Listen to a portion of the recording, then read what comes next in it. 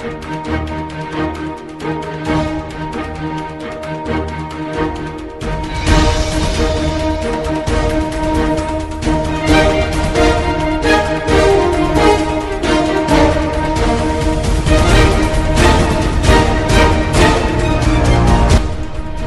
and welcome to the H&H Report, the most trusted news in all of politics. I'm glad you could take some time out of your very busy day to actually become a lot more smarter than the average American. Today we are going to be covering the Vietnam and Korean War. But before that, we have breaking news. President Barack Obama has been shot. By Sarah Palin. Speaking of which, I finally got that girl's autograph the other day. She's my idol. But I think some of her ink rubbed off on her hand. Wait, we're getting something. The official report says that she was hunting and she thought he was a bear. And bang! Yep. It's official. Just came in. She shot him because he looked like a bear. President Barack Obama, what was he doing out there anyway? Probably in some conference with the head trees about going green. Looks like Sarah Palin has been hanging out with Dick Cheney too much. Obviously, she's got his aiming down.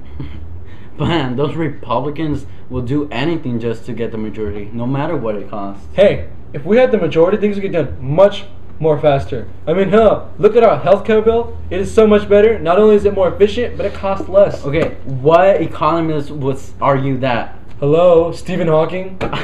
A, Stephen Hawking, you have never spoken to Stephen Hawking. And B, he's a physicist. Math's all the same. I'm not going to put up with this much more longer. I mean, really, if you want to push me, I'll go to Fox. Okay, fine, whatever. That's all we have for the up-to-date information. Now to our meteorologist, Elijah, with the weather. You lie! Let's move on to today's special, the Vietnam and Korean Wars. Let's have our historian, Kitsarum, give us a little bit more detail on that. Are you there, Kitsarum? Tell that fat-nosed son of a... Yes, Hector and Horatio. Well, this is a summary of 1950 to 1953, the Vietnam War. No, I did not take this off Wikipedia. You lie! In January 1950, the communist nations, led by the People's Republic of China, recognized the Viet Minh's Democratic Republic of Vietnam as the government of Vietnam. Non-communist nations recognized the French-backed state of Vietnam in Saigon, led by former Emperor Bao Dai the following month. The outbreak of the Korean War in June 1950 convinced many Washington policymakers that the war in Indochina was an example of communist expansionism directed by the Kremlin. PRC military advisors began assisting the Viet Minh in 1950 in the month of July. PRC weapons, expertise, and laborers transformed the Viet Minh from a guerrilla force into a regular army. In September, the U.S. created a Military Assistance and Advisory Group, MAG, to screen French requests for aid, advice on strategy, and train Vietnamese soldiers. By 1954, the U.S. had supplied 300,000 small arms and spent $1 billion in support of the French military effort and was shouldering 80% of the cost of the war. There were also talks between the French and Americans in which the possible use of 3 tactical nuclear weapons was considered. Though how seriously this was considered and by whom are even now vague and contradictory. One version of the plan for the proposed Operation Vulture envisioned sending 60 B-29s from the U.S. bases in the region, supported by as many as 150 fighters launched from the U.S. 7th Fleet carriers, to bomb Viet Minh's commander Vo Nguyen Giap's position. The plan included an option to use up to 3 atomic bombs on the Viet Minh's position. Admiral Arthur W. Radford, chairman of the U.S. Joint Chiefs of Staffs, gave this nuclear option his backing. U.S. B-29s, B-36s, B-47s, and all the other Bs could have executed a nuclear strike as could carrier aircraft from the 7th Fleet. Once again, this is Elijah Clayton signing off, and no, I did not get that from Wikipedia. Back to you and Horatio. Thank you, Ketsurum. Now, we have a special guest for you guys. I'll let our special reporter, Jennifer Lee Renner, introduce him for you. Hi, I'm here with Vietnam War veteran Gary Yu. Hi, Gary. Please, tell us how old you were when the war had started. Năm chết tọt mới. And can you please tell us how you were affected by the war? Chết tết năm. Men kaplan chun tom. And did you live or lose anybody in the war? Always slap môi con command partner. And please, can you tell us how you remember the war? Nom ta e.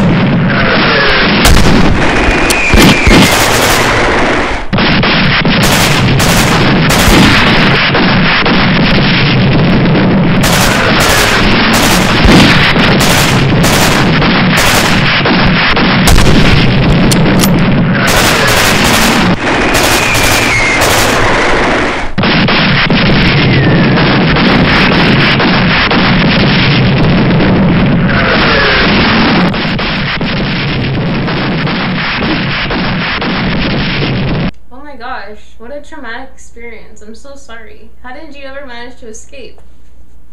Well, you see. You There's can a- speak English? Let me finish.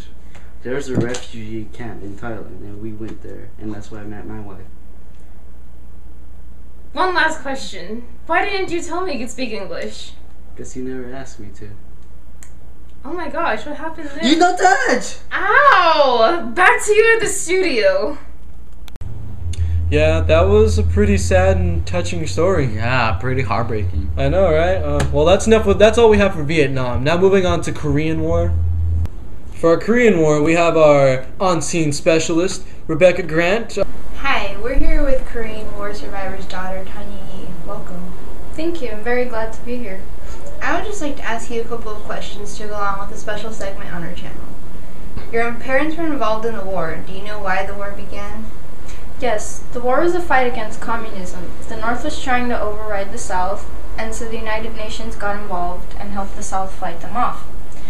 The Soviets helped the North, and that's pretty much how the war began. How many people died, do you think? Over 3 million. Was there a lot of involvement? Yeah, 16 nations got involved and helped to fight in the Korean War. So why did the U.S. get involved? The United States, being the nosy people that they are, decided to act as a kind of police force and tried to help the South Koreans. I see. So how do you feel about the war? On a personal level, it makes me really sad because a lot of my parents' family died. But objectively, I see it as a very pointless war because nothing was gained for the United States, or anybody for that matter.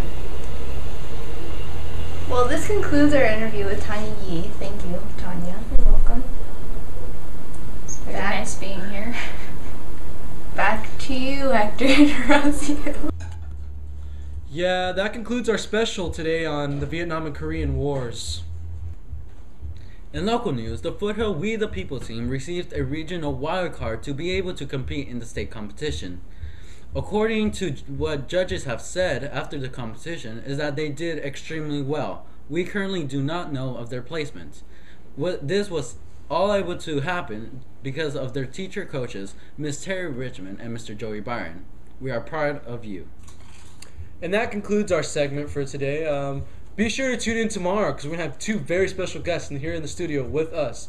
Two very special guests who are both political analysts, Mrs. Terry Richmond and Mr. Jason Martin battling it out.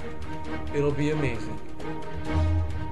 Well, that concludes our show for tonight. I'd like to thank you for tuning in, and make sure you read your Constitution book before you go to bed tonight. Goodbye.